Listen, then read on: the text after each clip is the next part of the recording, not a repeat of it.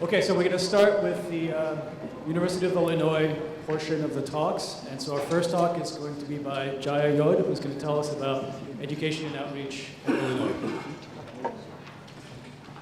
Okay, is this on? Hello everybody, my name is Jaya Yodh. I direct the education and outreach efforts at the Illinois iPoLS node. I want to thank the program officers and the organizers of the conference for setting up this great meeting. It's been a great opportunity so far. So before we were an Illinois iPoLS network node, we were an NSF Physics Frontier Center. And in 2008, we established the Center for the Physics of Living Cells, also known as the CPLC, at the Urbana-Champaign campus. And one of the, so all of our CPLC faculty are also our iPoLS faculty. So everything I'm going to present today is kind of a merged effort of both programs in terms of training and research. And one of the unique things about our center, our Physics Frontier Center, is that we combine theoretical and experimental approaches to solve problems in biological physics. So this is a list of our faculty, and you can see that most of them, a lot of them are from physics, some are from chemistry, bioengineering, and biochem. But in total, our iPoLS CPLC community is comprised of 15 faculty and over 100 students and postdocs. So one of the things having a Physics Frontier Center has enabled us to do is offer fellowships for postdocs and graduate students. Our postdoctoral fellowships are competitive. We advertise for them in the fall. Both of these fellowship programs have the option for multiple advisors and supplemental funding. The graduate fellowship program also allows physics grad students to do rotations in their first year. These two programs are complemented by another biophysics training program in place at the Urbana campus. And the iPoLS program has funded graduate student research at our node and travel for many of our students to workshops such as this and student exchange. So one of the programs that we were successful in doing through the iPoLS network was the Munich meeting last year. This was co-organized by Don Lamb at LMU Munich and Zan Schulten from U of I. And many of you probably went to this meeting, so I won't go into the details, but it was a successful meeting with over 200 participants and 15 institutions. Another way that we promote training of students in the iPoLS network is by having them attend our Physics of Living Cells Summer School, which is also known as the CPLC Summer School. So this is a week-long intensive training program in our research methods, and we've actually had 6 of these summer schools to date, and trained over 200 people from 95 institutions across the globe. And our participants are mostly grad students and postdocs. About 25% of them are coming from international institutions, and then out of the ones from the U.S., about 30 to 40% of them are coming from institutions in the Midwest. And the highlighted yellow institutions are iPoLS institutions. I think we've trained about 7 students so far from different iPoLS nodes. So if you're interested, we advertise in the spring, usually around the Biophysical Society meeting in February. And we definitely are interested in training students in the different iPoLS network nodes. So I'll tell you a little bit about the summer school, and we are actually revamping and changing the curriculum right now for relaunch next year. But regardless of, we're always going to base our curriculum, and it's going to be inspired and derived from our faculty research. That's the driving force behind what we teach. So for example, last year we had 12 advanced modules where students came and learned different topics and methods that are listed here, all the way from single molecule to single cell to theoretical and computational biophysics. And we have, this is all being done on the Urbana campus, but we do have visiting faculty come and teach for the week.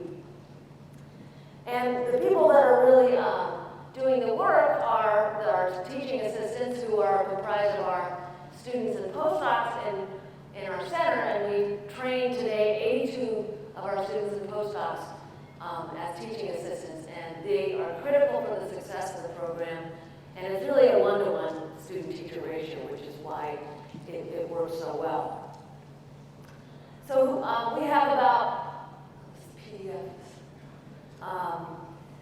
40 students coming every year, and they're, like I said, primarily grad students and postdocs, but we do have professors participate, we have undergrads participate. In fact, one of the students who gave a talk from Yale actually attended as an undergrad in our 2009 summer school, and they are, as you'd expect, from physics and biophysics, but we also have students across disciplines, life sciences, chemistry, engineering. So there's a wide range that we train. And so when they come, they get exposed to the research being done in our center, and they can learn in short courses things like how to build a turf setup and VMD, for example. And then they spend time, many days, a few days in specific labs and learn a particular technique or topic. And they take data, they analyze their data, and they present their data. And there's a lot of opportunity to meet the faculty and learn about their research and network. So another program I wanted to mention that we have started, and another goal of ours, is to create a community, a biological physics community in the Midwest region of the United States.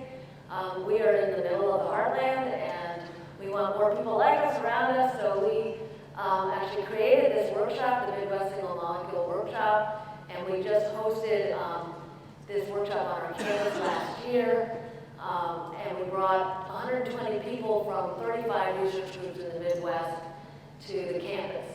So it was a good program, and it's going to be returning next year in Iowa, and so this is one of our achievements. So through these programs, we have developed some curriculum in biological physics. Paul Sullivan and I taught a biophysics lab course, an advanced level course, for 2 years now, and it's based in part on the summer school modules.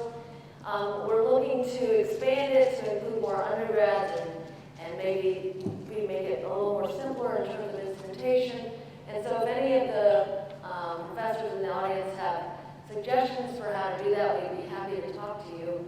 A lot of our faculty teach other courses in the biophysics and physics programs, and we disseminate our software, both theoretical and experimental software, through our websites, and we publish in Journal of Visualized Experiments.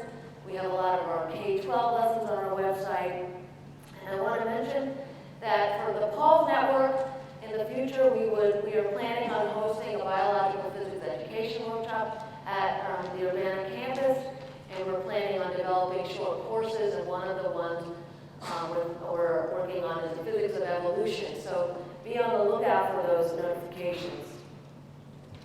So we built this community, and we have other mechanisms to continue to build the community on the Illinois campus. For example, intramural boot camps and seminar series and symposia. We also have a visitors program where faculty and students and postdocs can come and spend weeks to months in our labs and collaborate and research. And we also have an educational outreach program that we have impacted the public and the teaching community regionally, and one of the things we're working on now is a bilingual program. And we have 2 of our teaching fellows who are graduate students, are native Spanish speakers, and they have developed this outreach program at the local elementary school. So I want to leave you with this slide. We've had, I think, programs like the Physics Frontier Center program and the PAULS network that are sponsored by NSF are really, really critical for training the next generation of biological physicists who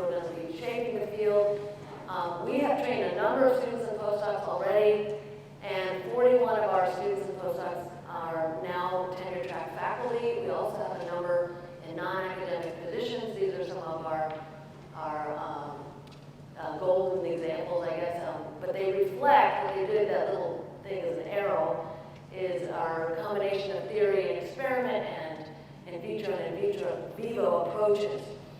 And finally now, I want to introduce the speakers, for the faculty speakers for the rest of the program. Zan will be the theoretical speaker, and then the experimentalists are Takjit, Jan, and Paul Sullivan. Okay, thank you.